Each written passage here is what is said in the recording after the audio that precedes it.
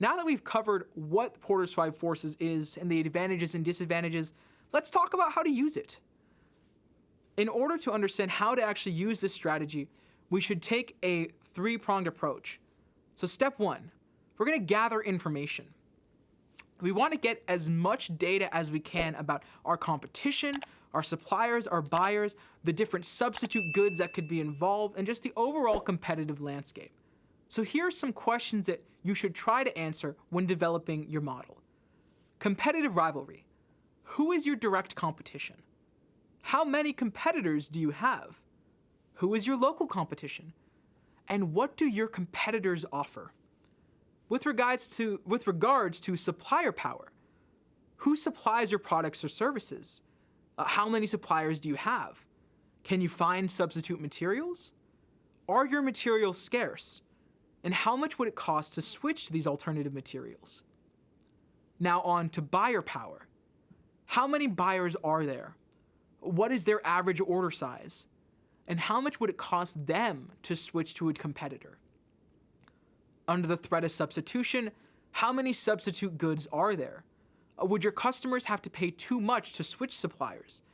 And are there new competitors or products that you should be considering?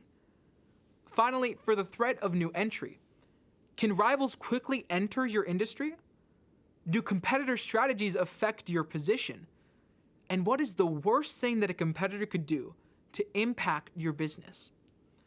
While these aren't a comprehensive list of every question you should ask when implementing this theory, it is a good way to get a basic guideline approach. With time, you'll be able to get more information on your competition and how each of these forces can impact them and yourselves in the long run. Moving on to step 2.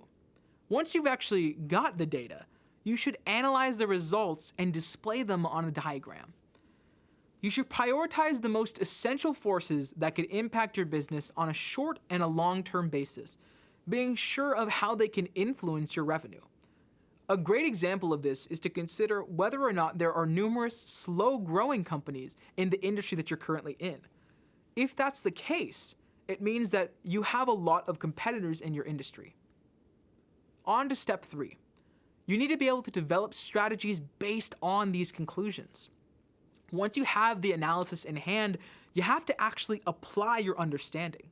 If you want to gain a competitive advantage, you have to create a long-term strategy that works for your business. So you have to take a close look at the results and figure out which of the forces do you feel is the most important, or which of them do you have the greatest weakness in.